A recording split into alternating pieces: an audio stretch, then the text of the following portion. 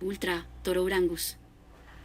Este toro pertenece a la raza Brangus, la fecha de nacimiento fue el 30 de octubre del año 2014, su criador es Pavroli Macawan, RC. El padre de este toro es Garrett of Brinks, 789p y la madre es Sigma H005. Esta raza es altamente resistente al calor y ectoparásitos, y aumenta rápidamente de peso, presenta excelente conformación muscular y líneas suaves. Las hembras tienen buena habilidad materna, no presentan cuernos. Raza estrictamente americana, creada a partir del esfuerzo de F. Buttelram en 1942, al cruzar ganado Brahman americano y ganado Aberdeen Angus, en su rancho de Oklahoma. Es una mezcla de 5 octavos de Aberdeen Angus y 3 octavos de Brahman. Estas proporciones requieren al menos de 3 generaciones para lograrse.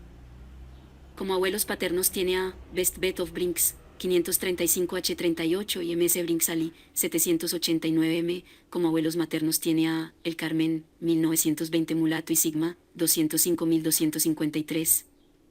Si quieres adquirir la genética de este toro, en la descripción del video te dejaremos el contacto del distribuidor autorizado.